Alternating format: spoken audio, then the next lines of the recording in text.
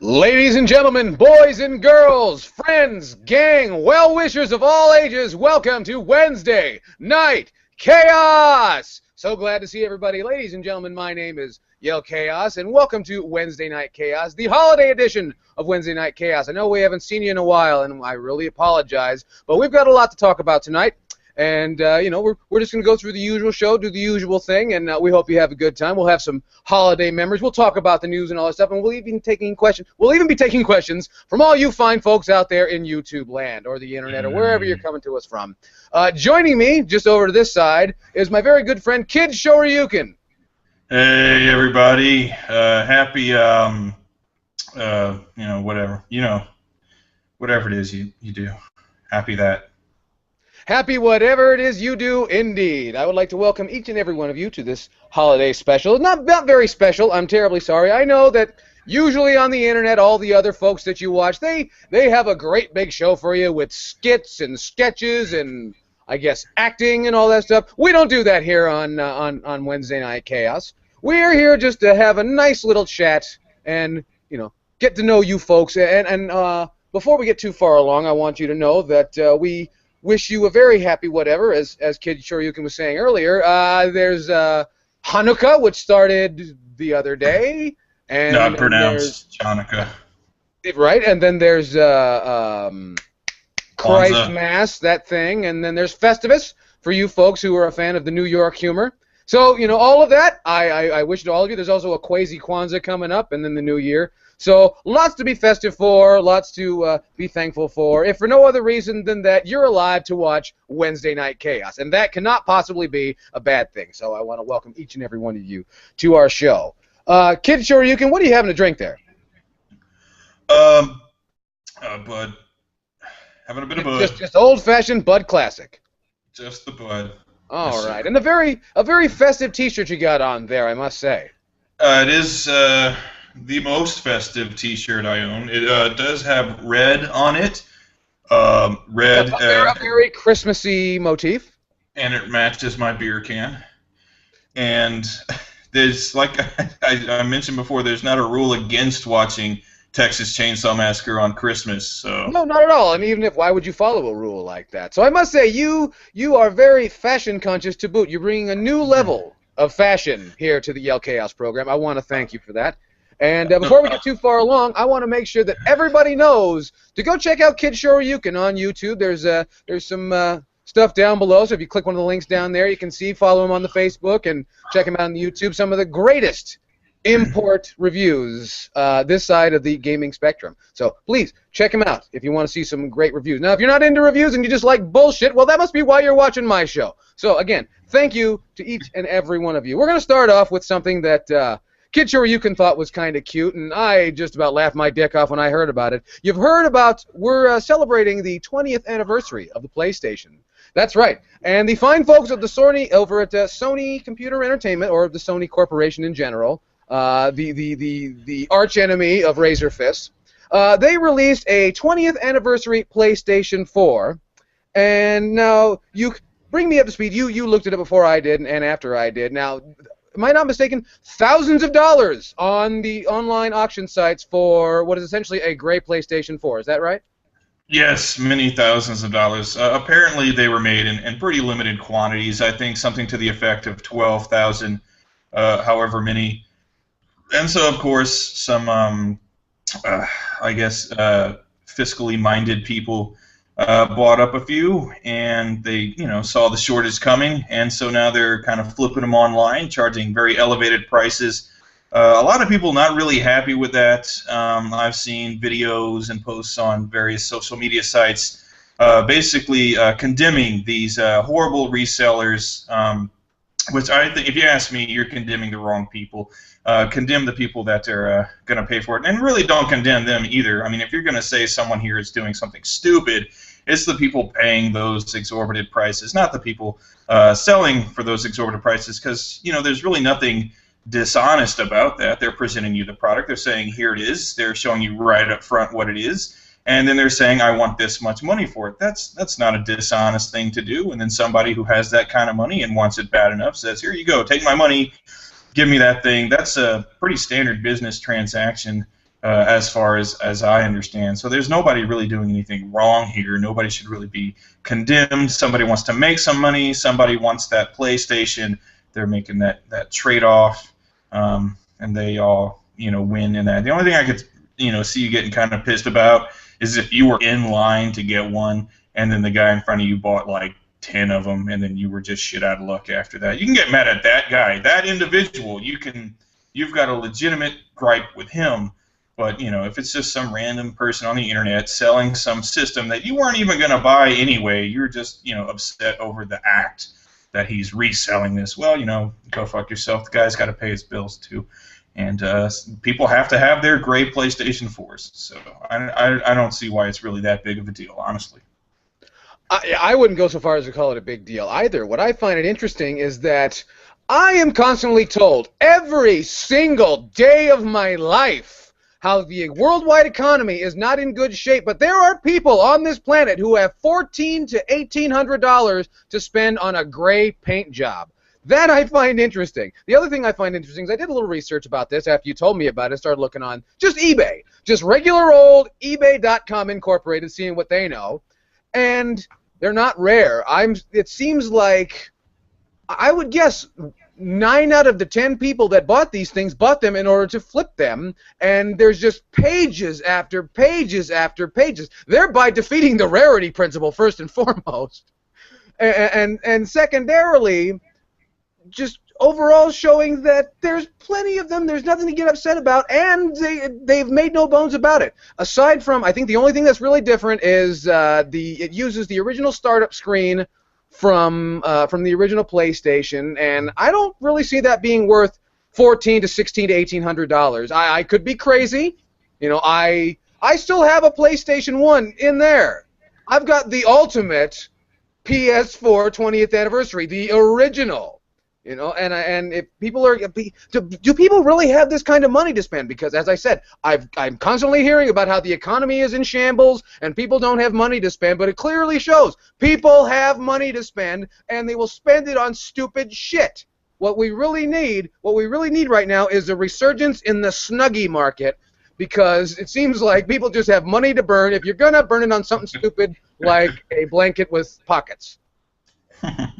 At least that's what I think. But I find that very interesting. Speaking of, the terminology I'm hearing is that someone is scalping the PlayStation 4s. I've never been comfortable with that terminology because it harkens to when people would, it comes from, ticket scalpers way back when, well, and actually goes way back to the American West, but was popularized with ticket scalpers, people that, sell tickets for inflated prices to concerts, which are not necessary services. So it's not really like they were getting in the way of something you need. It's not like somebody went to Toys R Us and bought all the, the insulin, so that way, everyone fucking diabetic is going to die unless you pay Yellkaos X amount of dollars. That's not really what's happened here, and I think it's kind of a gross, overreaction. Not only in the game community, but I've seen that this has kind of trickled into the mainstream media a little, which shows how slow of a news day it has been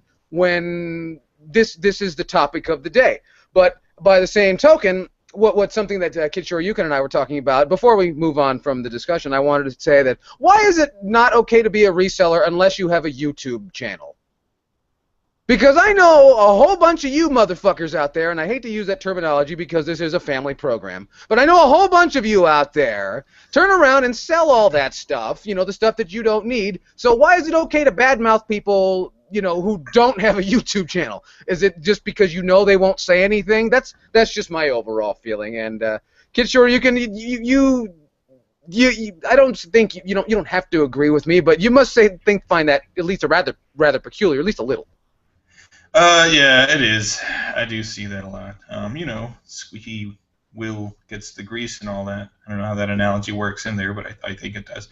No, I mean, I see that kind of shit a lot, especially in, it's not so prevalent on, like, YouTube itself, but if you go into some of those Facebook groups dedicated to retro games and things like that, you'll see some potentially recognizable people in there. And that's really the only thing they're in there for, is to show pictures of what they have for sale and PM me and we'll talk prices and stuff. That means they don't want to basically put out there in public how they're essentially doing what they most likely will denigrate people for publicly. So send me a private message so I can get away with that same shit. So yeah, not so prevalent on YouTube itself, but in some of those Facebook video game groups, you might see some of that going down. So. Well, it is and it isn't. It seems like, yeah, we're still in that period of YouTube where everyone wants to save face and pretend like they're a baby face. That way you don't hate them all the time. There's a number of people we talked about on this program who don't understand the real power that there is in working heel, but we can talk about that some other time. While we're talking about online auctions and so forth, what's something that has really struck me as rather strange, and I have not really found a way to turn it into words until just now, but what I mean is the debacle over the Nintendo amiibo. The Nintendo amiibo have been around for, what, a few weeks? And so far, the internet has absolutely lost their mind over something they gave less than a shit about just a few months ago at E3. We went from absolute confusion, and this will be a full-blown bomb, to I don't even think crack moves as well as the amiibos do. It is just on the level, and now I understand they're coming up with defects, and that's making them rare, because if you had defects in the crack, you just have a lot of dead crackheads. But this is just spawning a whole new type of collector. It's something that I've never seen before, and I've also noticed that I guess some of them are appearing in packages sideways and so on. So once again, it goes to show that even in a bad economy, supposed skilled people are doing menial tasks, they still can't figure out that a fucking figure's supposed to stand up in a package. But I'm no one to critique because I don't do that for a living. But I'm just absolutely astounded. Now, I had to very carefully, and it was not easy, explain to Kid Sure You Can what the amiibos are. Or the amiibo, I'm sorry. It's like ninja. The plural of ninja is ninja, just like the plural of amiibo is amiibo. And so forth. So, that's correct. I'm just really fascinated with this, and if you folks have any fascinations with the Nintendo amiibo, please share them with me, because it almost seems I am a bit of a follower of the Nintendo the fans. In fact, we'll get to that in a second. I guess you know what I mean. Those websites that follow Nintendo Everything, GoNintendo.com.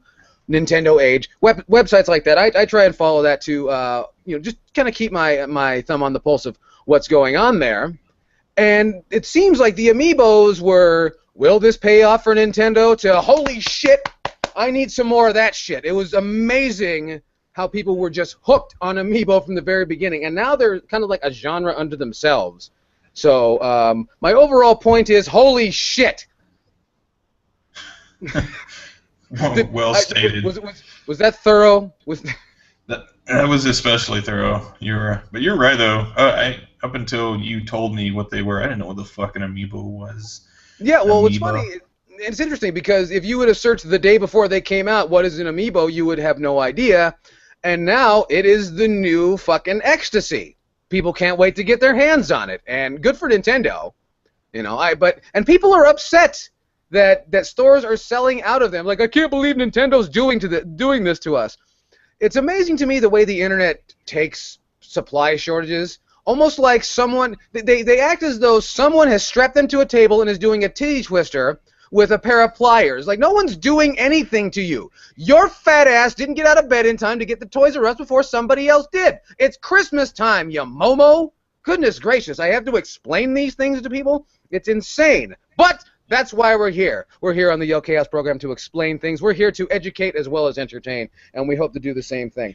Before we get too far along, though, I want to do something that I've been meaning to do for quite some time. There's some guys that are on here on YouTube, and they're not getting over as well as they'd hoped, I imagine. There's reason for that. I won't say why. But they're the fine folks over at Nintendo Force Magazine, and I don't know if I talked about this when... if you remember, I did some bitching and complaining when Nintendo Power Magazine went out of fashion a couple of years ago. And I was upset because I was a longtime Nintendo Power subscriber, and lo and behold, somebody came to my aid, and there's a fan magazine coming out from the heavy-duty people in the Nintendo fan support scene, and they're the fine folks at Nintendo Force Magazine, these guys right here. And there's Shantae from Shantae and the Pirate's Curse, a new Way Forward game, which I think has just come out. So it doesn't look very good to me, but if you folks want to get it, please do. But that's Nintendo Force Magazine, and if you're at all interested, it's a very good magazine, so I'll say that. But I just want to give them a little bit of press because they're doing a fine job, and it's a bit more expensive than Nintendo Power, but it is a little bit better than Nintendo Power, I must say. They kind of stumbled when they first got going. For those of you that know anything about the gaming community, did something to cover their first issue, and then no one said anything after that. But I really think that they're doing a really good job, and if you got time on your hands, go to NintendoForce.com and see what they're all about. So, and they offer digital as well as print subscriptions. This message paid by NintendoForce.com. I know I'm going to go to NintendoForce.com right after this live stream is over. That's for sure. And they appreciate it. So there's all that. But while we're talking about that, since we're on a bit of a Nintendo kick here, I want to talk about. And kid, you might not have noticed because I know that you're doing everything you can just to get through that. That's you and I having a similar problem, just trying to get through the games we already own. Because for those of you that know, we're reaching a new era in internet gaming videos. We went from an era of everybody do everything you can to amass as many games as you possibly can in such a span of time, to where now everybody has there's an entire room right through that door. You can't see it, but right through that door that is full of games, and I cannot even fit myself in there anymore. It's astounding. And now I'm at that point, and kid, I know you're at that point where you're just trying to go through the games you have. Is that true? That's very true. Sometimes at the cost of space to move around. It's getting pretty precarious in here. Yeah, it's starting to look like a back room at a hard-off in there. Yeah, I'm just waiting for the day that this just one stack just falls over on me, and you're gonna find me dead in here one day. No, it's okay. It's okay. You just get a hold of the vacuum cleaner with the retractable cord. Don't worry, you'll fetch yourself out. No problem. They might put me up for murdering you though. Yeah, I think I'll be okay. But anyway, clean up a little. But for those of you who don't know, I'm interested by this because I would like to say it happened gradually, but it didn't. Something I told you fine folks about way back at E3 2014 was I knew it. I knew there was going to be a turnaround of the news on the Wii U. It went from the Wii U was a complete waste of time. It was, the new Dreamcast, cast your money away, and blah, blah, blah, blah, blah. All these things said about the Nintendo Wii U. And now as we're inching closer and closer to the holiday, and matter of fact, the holiday is now right on top of us, all the mainstream people that figured they knew something about video games when they really didn't, I'm of course looking in the direction of Forbes.com, among others, people who have no idea what they're talking about and have no business, running their mouths in our community. But not that I want exclusivity, but, if you don't know what you're talking about, why are you here? So you could say that about a lot of things on the internet, really. But the news has almost done a complete 180 on the Wii U. The Wii U is now the system to have. It's, even the pissants over at IGN.com have done a complete about face and have changed everything they had to say about the Wii U. It's the system to get, and for this holiday, and blah, blah, blah, blah, blah, blah, blah. Why? Because Microsoft and Sony did not come to their aid. PC games and PC sales are as well as they've ever been, but they also recognize that PC gamers don't take you assholes seriously, up to and including, Kotaku and Destructoid. So, but it's interesting, not that the news really matters, because I'm the sucker that dropped, the $400 on it when it was brand new, but I've never regretted it a day in my life. So I just wanted to and just rub salt in the wound that I was right. I get to have one. Once in a while I gotta be right, Even a broken clock is right twice a day. So there's that.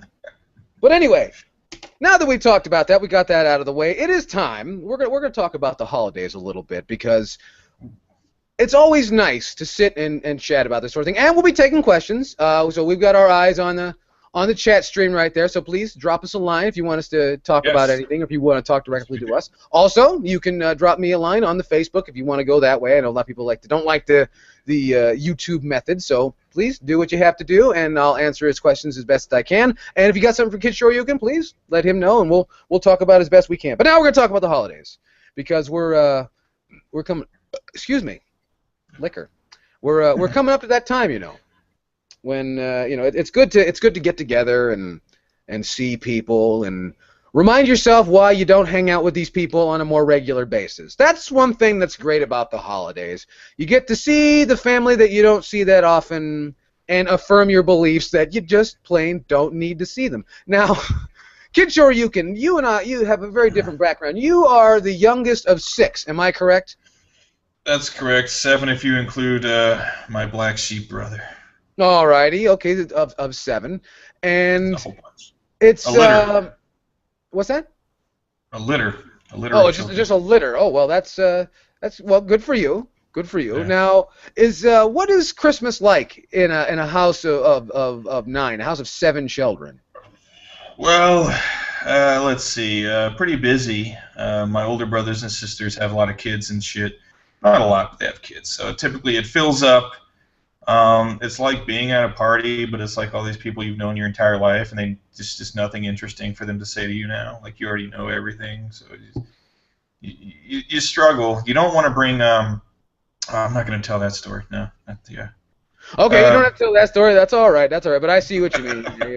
You've kind of heard it, and then your aunt gets drunk and like, remember that time when I fell down? Yeah, you fall down every fucking Christmas, Aunt Sue. I mean, it's nice enough. You kind of for a day, because with all those brothers and sisters, there's bound to be a whole lot of shit going on, stretching way back. For like that one day though, like you don't give a shit. You just kind of hang out, and really easy way to deal with that is just drinking. That's one thing that I must say is I found that as I've gotten older, I always wondered, why does people drink? Well, to tolerate and really just to make a fun time out of an otherwise unpleasant time. That seems to be the meat of it anyway. Keep certain sisters away from certain fiancés. That way they don't say really inappropriate things. Yeah, exactly. Because I know that once in a while, especially over at my house, there's discussion of comfort women and so on, and we try not to bring that up. Yeah, we try not to bring that up so much around the holidays, but it's different though, because it's just a situation.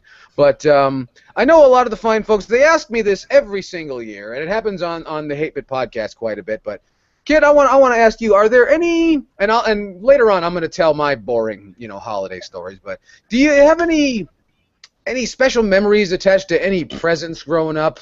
Particularly video game related, because I know that's what they're going to ask. Yeah. Geez. Anytime I ever got a game system for Christmas, that was always something special. The one year, though, it ended up costing me a lot, was when I got my Dreamcast for Christmas. And I guess my parents couldn't wrangle up a copy of Shenmue, which is like what I really, really wanted. So I guess a couple of days afterwards, I ended up in a Funko land. Trading in a mountain of games in order to get Shenmue, Jet Grind Radio, and then a Todd McFarlane Akira action figure. It was a really good action figure, though. It was Tetsuo, and he had a detachable arm, and then you could put on like a big gross arm on it.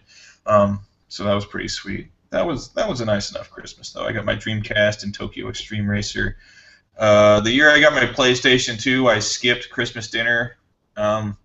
They were going to my sister's house, and I told them to just bring me back some leftovers because they got me Grand Theft Auto 3, and I just wasn't going to come off it. I think I was like 13 at the time.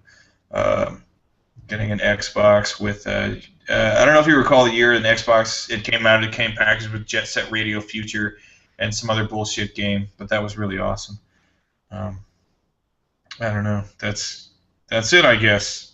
Getting video games and neglecting my family so I could play those video games. Those are some of my fondest Christmas memories.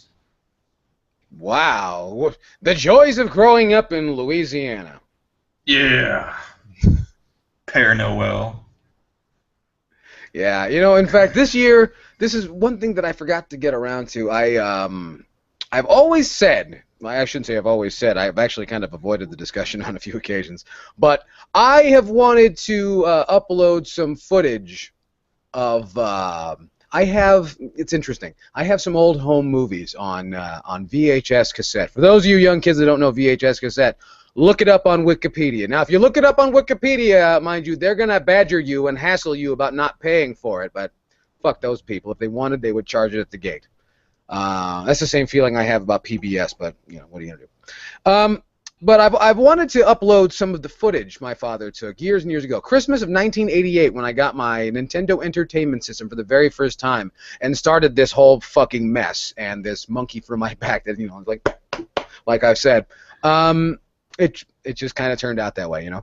And I told my mother about this last year, that I was going to do it this coming year. And she said, "You do that and I'll fucking kill you."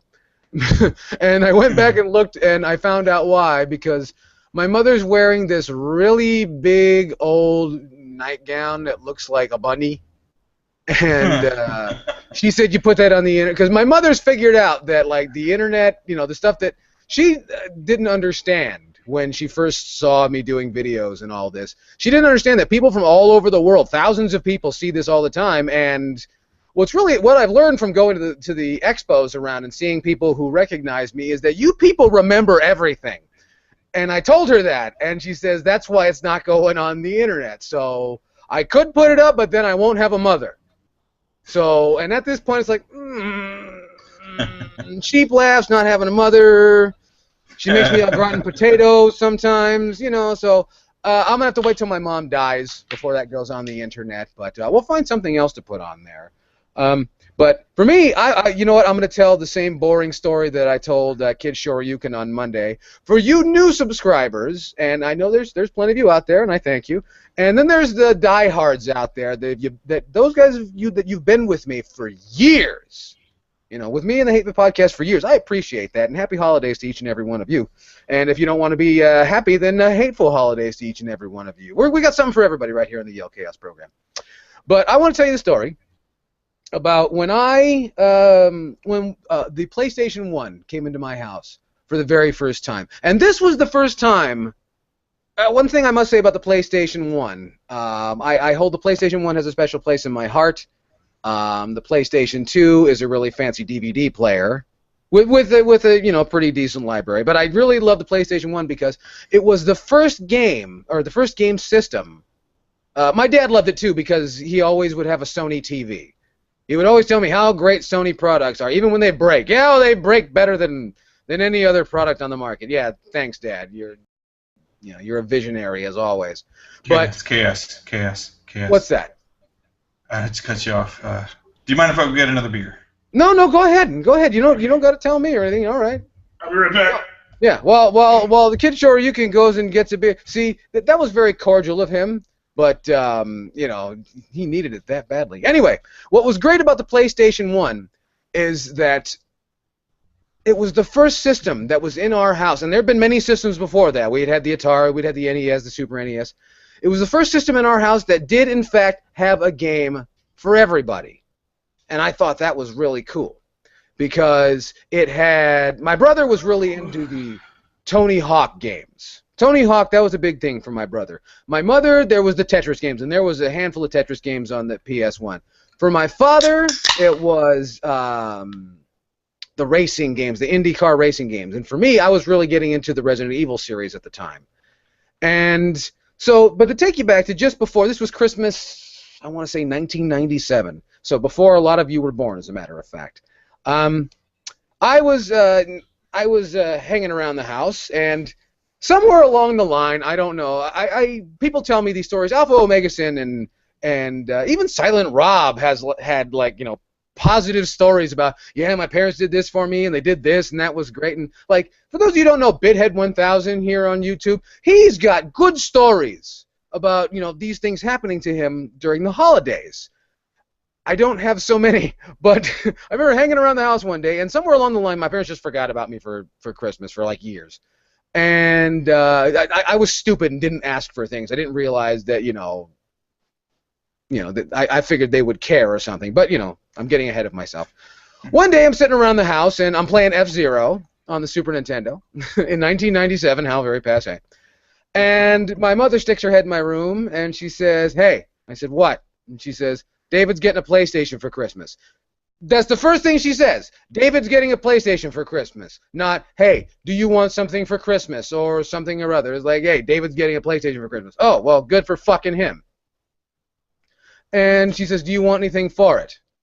I'm like, oh, and I thought, and I had just been at my friend David's house, my different person, and David had Resident Evil 2, and I liked it because it was much better, in my opinion at the time, was better than Resident Evil 1, and so I said, "Yeah, I want Resident Evil 2," and she said, "All right," and I went back to playing F-Zero, didn't think another thing about it. Christmas comes around, and my parents got me a T-shirt. I don't remember what kind of a T-shirt. I don't even think it had anything on it. And then my brother opens a fucking PlayStation. You know, the big thing with the big box and all that shit. And I'm like, something is wrong with this picture. But I didn't say anything because my mom was making potatoes au gratin, which I love potatoes au gratin.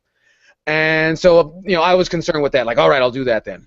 And there's a PlayStation. Then here's one more for me. And I open it up. And there's a big fucking sticker on Resident Evil 2. It's a rental copy from the local Video Time right around the corner. And it was all scratched, and I didn't understand. And I opened it up, and my dad's like, "Yeah, you know, they didn't have any more. So I'll go to the store and I'll get you some, you know, right after Christmas." Because this is back when stores were closed on Christmas, way back when. And I said, all right, and I started, you know, everyone started, you know, to get finished with everything, and I started to play my game, and that was the scariest Christmas night I ever had, I'll be perfectly honest with you.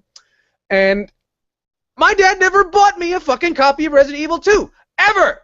I didn't get a copy of that until I was like 23, when I remembered, oh yeah, my dad fucked me over, I'll buy it for myself for Christmas. So that's my not so happy. That's like the thing that sticks out in my brain of Christmas is the time my parents fucked me over by dangling a fucking game over me and then sending it back to the video store. So that's all the happy stories we have. Kid, sure you can. Wasn't that a fantastic story? Well, that was a great story. Yeah. Hey-o! Hey-o! Glad to know that you're properly sauced. You're definitely in the spirit of things. So anyway, we're gonna take some questions now. See if what you folks want to talk about, because there's a bunch of nice people in here who always have great questions. We got Lupacillo, who's always making racist statements in the comment section, and I really appreciate that, Lupacillo. You always manage to skate by those things because you come from, was it South America or Central America? Either way, it don't seem like those people ever get accused of racism because everyone's very dark. So, and well, they are. And if you're not dark, they put you in the movies. So, now watch. Now I'm gonna get letters. Oh boy. So anyway, let me see here. Lupacillo has filled up most of the. He's a real chatty Cathy, that guy. He even wrote us a song in the beginning of the program. If you guys, in fact, I doubt it'll show up on replay, but if it does show up in the comment section, read it. Lupacillo wrote us a song, so check that out if you got a chance here. So, who are you? What are you doing here? The Nintendo Gamer wants to know our thoughts on the band Genesis, specifically 1970s Genesis. Of all the things you could have brought up, your name is the Nintendo Gamer, you want to talk about Genesis. I must say that, well, let me ask Kid Shoryuken before we get too far along. Kid, do you have any feelings about Genesis, or can I just take the ball and run with it? Honestly, I can't, off the top of my head, I can't really think of a lot of Genesis songs. Like, I could think of Phil Collins songs, but for the which may or may not be Genesis songs. Possibly, I don't know. I could be getting the two mixed up. Yeah, I don't know shit about Genesis, to be completely honest. That's all right, you know. But in Japan, they were called Mega Drive. But just so you know. Anyway, but yeah, Genesis. I have a very.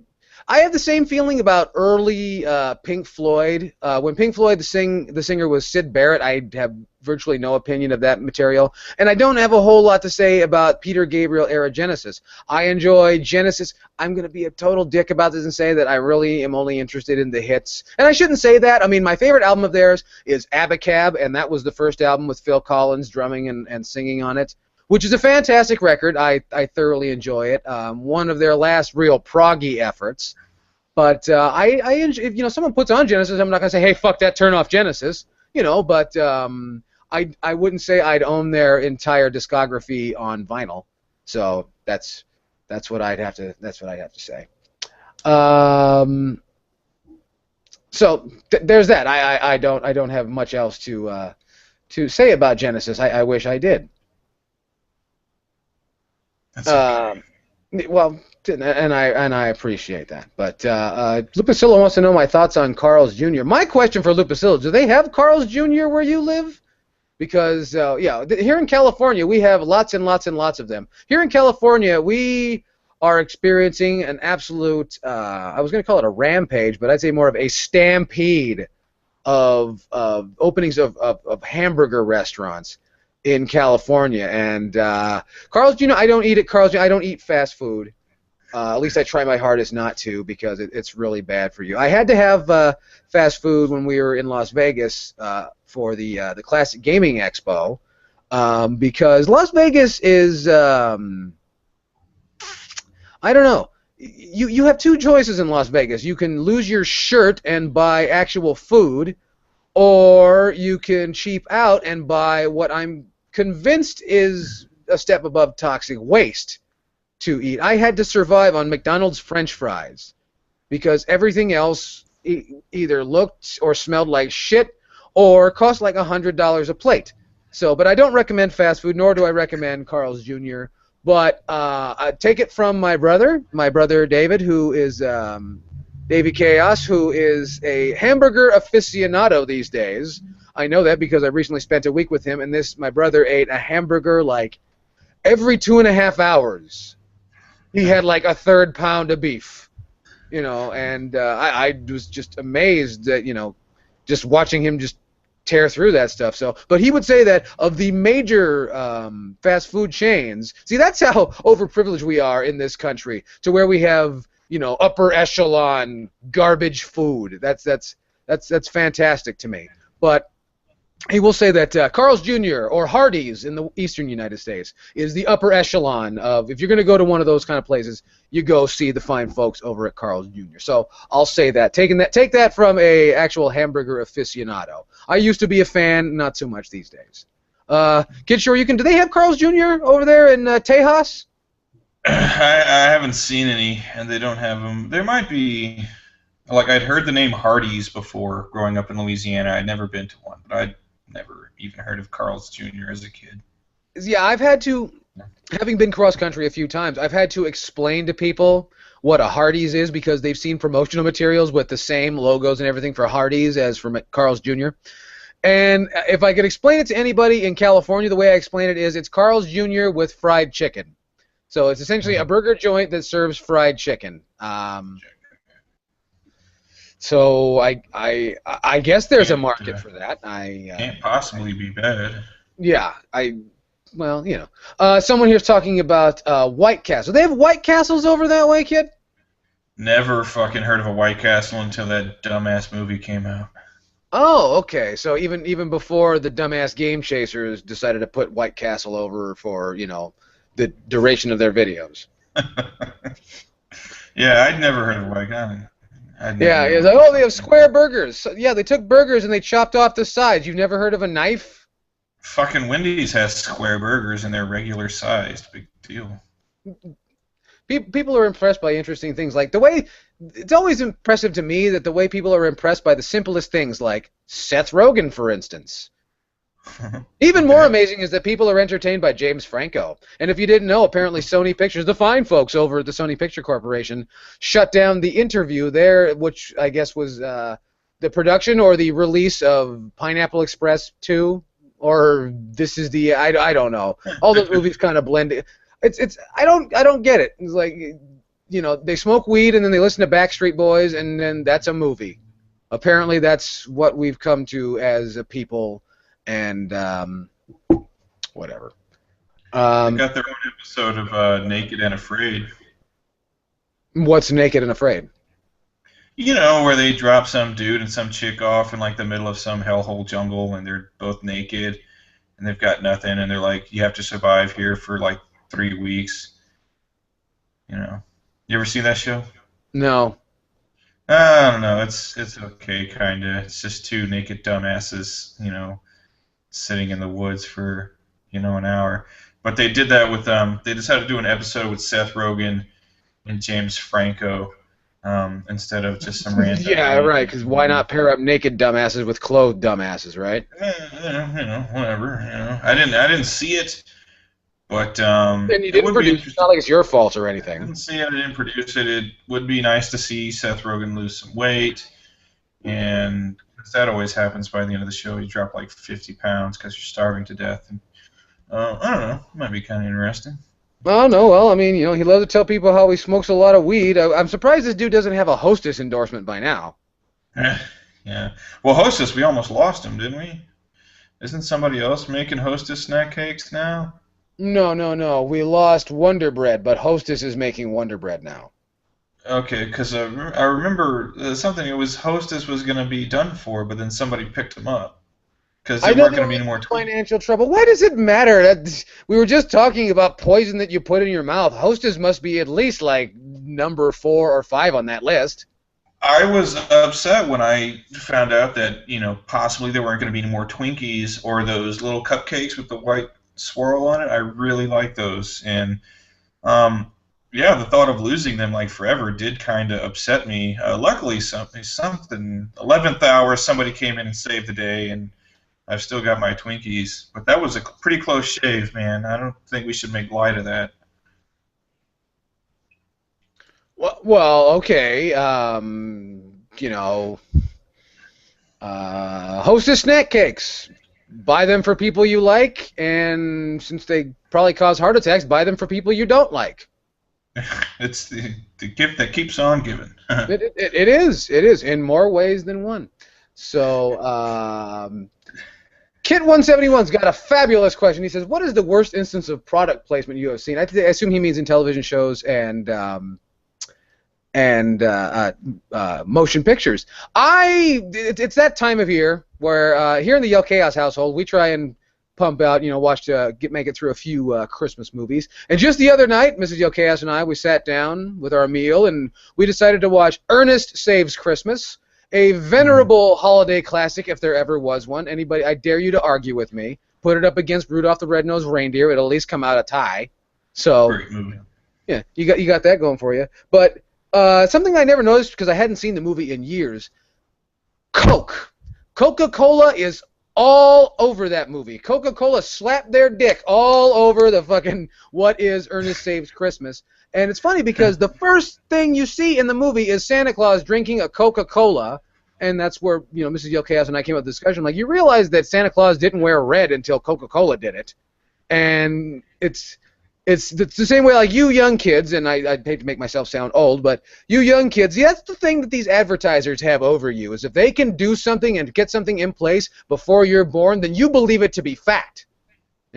Like the same way that people believe that all the Native Americans were Indians for the longest time. Shit like that. Once they get in your brain, it's hard to get them out, so be ever vigilant. Always think about that sort of thing. But that's something that really stuck out to me was just Coca-Cola all over Ernest Saves Christmas. Not to say it didn't pull it out at the end, because it did work out. But, yeah. Kid, you've seen a lot of product placement in it? I mean a movie that's not directly, sponsored by, but, where it's blatant. Because obviously there's product placement in the Seth Rogen films, the weed. Yeah, buy marijuana, buy stock in marijuana. Whoever's masterminding weed is definitely getting their advertising dollars worth through the James Franco, Seth Rogen movies. The product placement in wrestling recently has been getting kind of stupid. Where they'll have their, especially with the Mountain Dew thing, where they're like doing their promo and they've got the bottle like so, and it's always like label out, and they're like yeah, I'm gonna kick his ass, and I'm really mad, and shit, and we're gonna have a fucking match, and the title and everything, and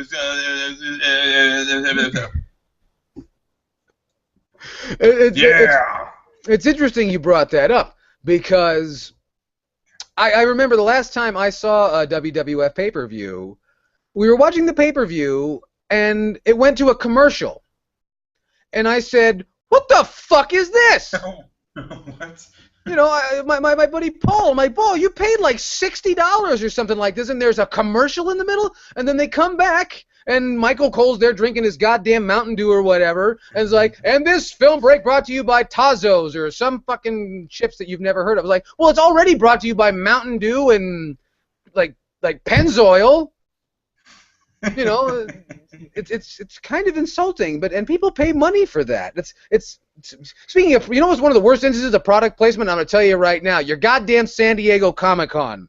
That's the worst instance of product placement I've ever seen. They actually convinced people to spend $200 to spend a weekend standing in line to get in to watch YouTube videos and advertisements.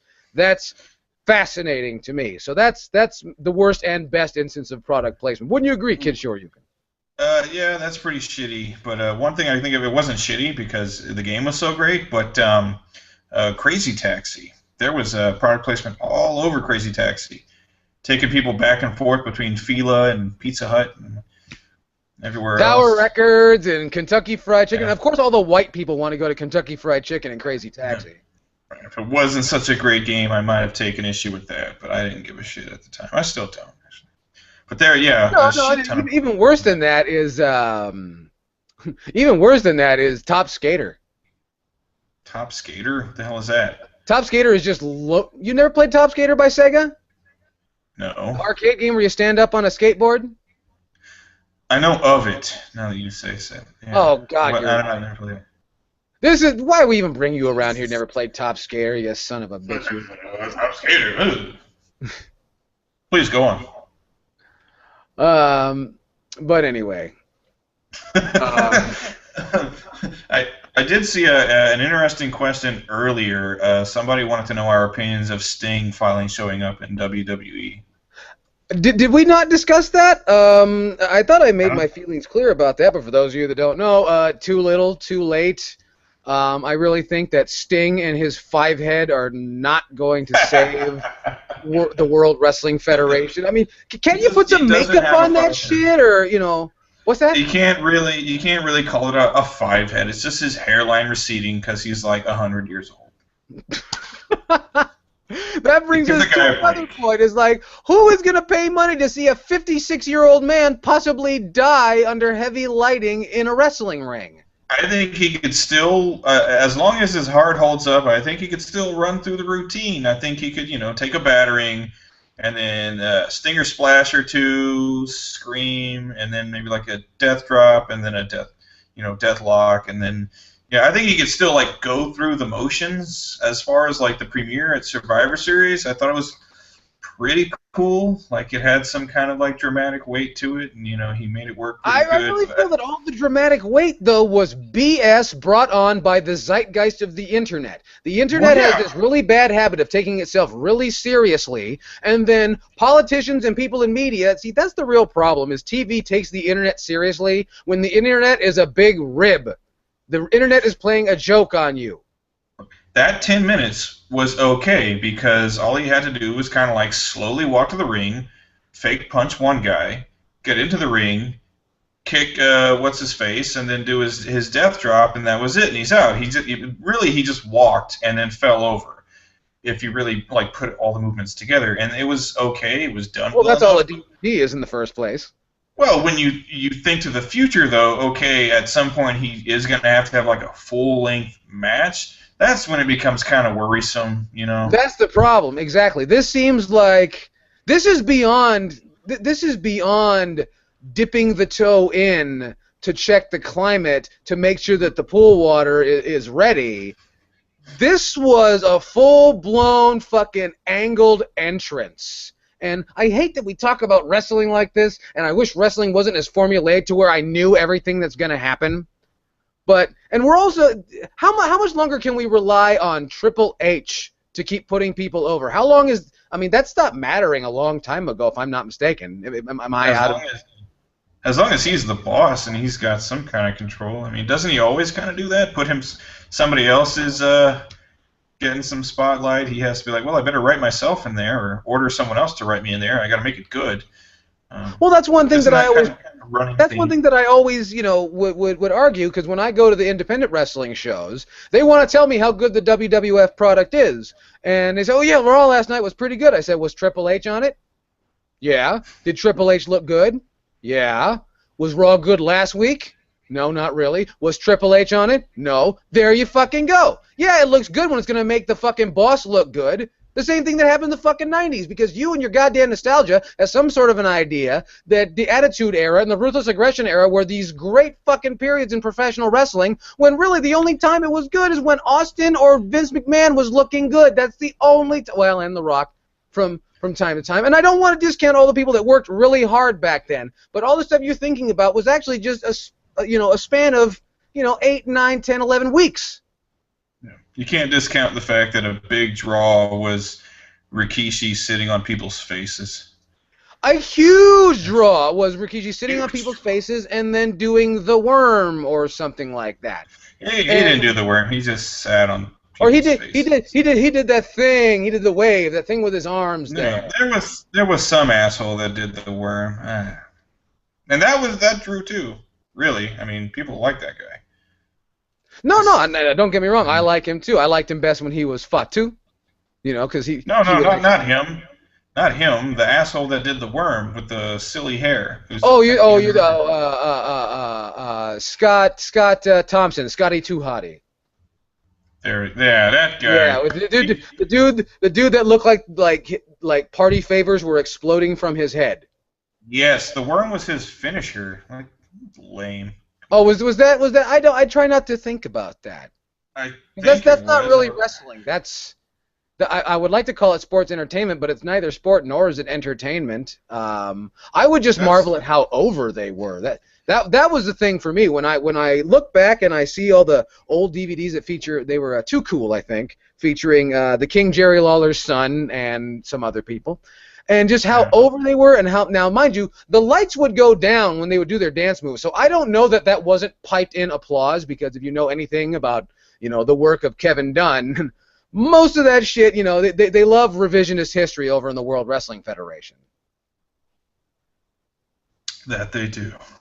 So that's just the way things are over there. We're getting towards the end of the hour already. My goodness. Well, we're not gonna let you go just now. We got a little more material. We got a little bit of time we can spend here with you fine folks. And as I said, we appreciate it. We appreciate each and every one of you coming out and seeing us right here on Wednesday Night Chaos. We don't do this on Wednesday very often, but I figured it was apt. And Kid Sure You Can said he'd do it, so I said, F it. Why not? Let's make it happen.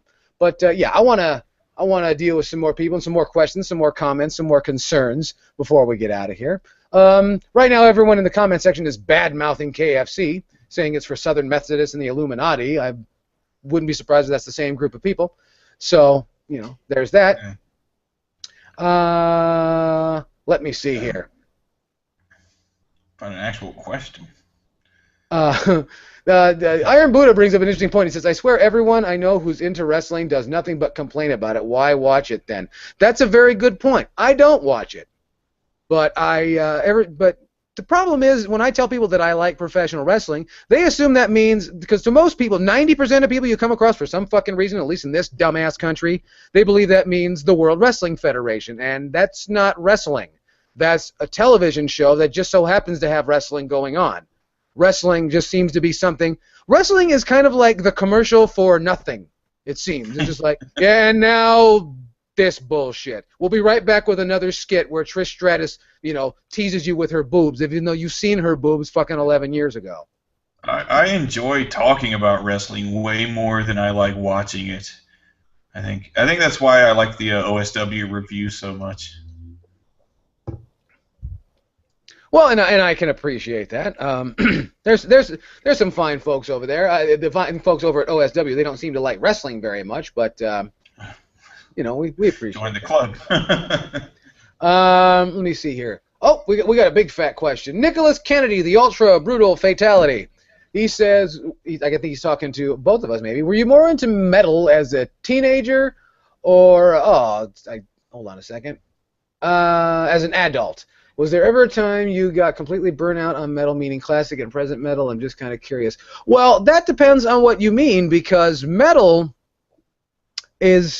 it means different things to different people. Some people seem to be more attached to the lifestyle of heavy metal rather than because really the metal it more refers to buying records and things like that. Because heavy metal is such a wide genre these days, but it doesn't sell. It's funny. It's one of the most versatile genres of music on the planet that sells to virtually nobody. It's really fantastic, with all the different forms of metal that there are, and no one buys this stuff, so no one knows about it. I mean, it's more popular than jazz, I think, and jazz is no. I'm gonna say heavy metal is more versatile than jazz music, and jazz music seems to be typically sold to rich ass white people who like to pay way too much for espresso, but that's their thing, that's their own business. As far as I guess it comes and goes. I can't say that I've always listened to just heavy metal because I don't know anybody who just listens to one style of music. And when you say you listen to heavy metal, you really listen to several micro-genres of music. I won't call them subgenres. They're micro-genres because the tough part is, to most people, metal just entails you have a high-gain amplifier and you turn the gain up to 10, and anything that comes out of there is metal. That's not entirely true, but in terms of marketing, that really seems to be the way it is. But as an adult, I appreciate it for different reasons. I don't, as an adult, and kid, feel free to jump in if you have adverse feelings to what I'm saying. But I don't, especially for me now. I find that I don't know. You don't want to judge an entire group of people based on something that's just pissing you off. But it seems to me that every once in a while heavy metal gets really lazy, and that's what has led it to where it is today, similar to what happened to it in the 90s. So, I mean, and no one can stay on top forever, especially when... It's different with the internet, I guess, because with the internet, you can stay over as long as you want, as long as you're loyal to the people that are loyal to you. When the world was dominated by television, it was a little bit different, and the people who ran the television, ran the radio, they called the shots. It's not like that anymore. So, it's different. Does that make any sense, kid? Yeah. I don't know. For me personally, I think now, as I've gotten a little older, I'm not old by any means, but as I've gotten older, I don't think I appreciate metal any less. I think I just appreciate music on the whole more. As I've expanded my horizons. For instance, recently. And you also realize that metal bands are a bunch of thieves. Oh yeah, the fucking bastards. Who isn't? Anybody who makes music is a thief. I'm gonna break that down for everybody. Yeah, you gotta get paid. I don't begrudge anyone for trying to make their paper. But yeah, so as an adult, I just appreciate music in general a lot more. For example, recently, I've been listening to more blues than anything. But over the years, I've gotten more into metal, less into it. I was more into it. I was living in Europe for a spell, and I got into a lot of the Scandinavian and German bands, and that was really awesome. Even like bands that had been around like forever, like Blind Guardian. I hadn't really started listening to Blind Guardian until I was living in Germany. So they're just those phases. Yeah, they're like the Rolling Stones over there, aren't they? Oh, geez, fucking amazing. So I go through those periods where I'm more or less into it. It really depends on what's going on around me. When I was in my late teens, I got less into metal, and I started to get more into punk and even like rockabilly and psychobilly, just because I used to hang out with this dude that was really, really into those bands. He really loved like the Reverend Horton Heat and stuff like that. Oh fuck, what's that fucking guy's Mojo Nixon? He fucking worshipped Mojo Nixon. So I really got into that kind of stuff in my late teens. And wait, you mean Toad? Yes, Toad. Yes, I thought that was really interesting that he fucking played Toad in the Mario Brothers movie. I didn't even realize that until like a couple of months ago. But so yeah, like my interest in metal kind of has come and gone. It's waned a bit in the past, but now I think I appreciate it as much as I ever did. It's just I appreciate other forms of music just as much. So I think that's better, actually. It's good to really get out there and explore, because I do have friends that basically they stick within, you know, metal, or even in some cases within like these like one or two like subgenres of metal, and everything outside of that is bullshit. And yeah, I've grown that shit, man. Just whatever tickles my fancy. Well, that's good. I mean, you know, I'm at that point in my life where I stepped away from playing music, and I was thinking about this the other day while I was vacuuming.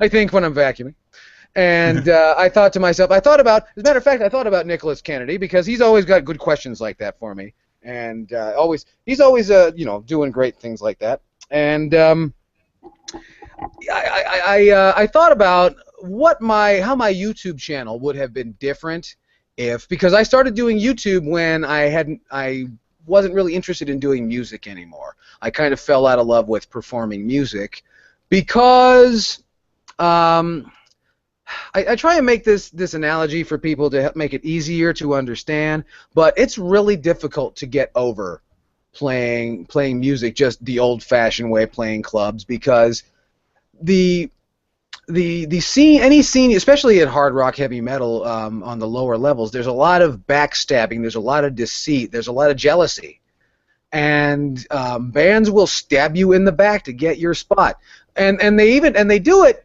for stage time, not even for like money, you know. So I kind of fell out of love with that, and I wondered how my YouTube channel would be different if it were following me around in a band. And I tried it before, and the guys in the band always wanted me to turn the camera off, and I told you, you faggot, you're never going to get over, no one's going to notice you if you're not on camera. And then they're like, oh, well, I'll do it with my guitar solo. It's like, everybody plays fucking lead guitar. It's not going to make you special. But that's something I think about. I don't even know if I'm really on track with what the original question was, but yeah, I've had a chance to step back, because now I'm not at that point where I really listen to genres. I just hear music, and it's either music I like or music I don't. And then I realize, and this is something that's interesting to me, is that any style of music that you could put forth, if you just rev it up a little bit, you add a little bit of distortion and a little bit of attitude, you've got a new metal subgenre. There is polka metal out there. You don't know about it, but it's out there. I can't remember. There's one band I stumbled across, and I can't remember their name. I think it's Eingiesa from Germany. But there's, you know, if you can name a type of music, you know, figure out a way to make it heavy, and you've got yourself a brand new genre. So that's Pirate one metal, thing that's fascinating to me. What's that? I said pirate metal is a prime example of that. Yeah, they have that. They even have acoustic pirate metal now, which is I mean, and people go see this. And finally, that's one thing that I'm very thankful about that's coming around in heavy metal finally, is that there's bands that are putting on a show for you. Because so much of when I was playing music on the Sunset Strip in Los Angeles, there's a whole bunch of fucking bands that just want to stand there and expect you to think they're cool/evil and give you money, when in fact there's people standing in front of you that paid hard-earned money to see a show, and that's Mrs. Yellkaos yelling at me. Anyway, but speaking of, that'll change some perspectives on music, wouldn't it? Having a chicks will do that to you, man. I got this chick, dude. I've never listened to so much fucking Air Supply. Oh no, well no, Mrs. Yellkaos listens to death metal virtually all day long, which is but you know, sometimes you want to send them something a little sweet, you know. Well, no, that's true. You got to do that sometimes. But and that's what was great about her having her around when I was playing a lot of death metal, is she was a great critic. So that's a different situation. I have something that a lot of people can't say they have.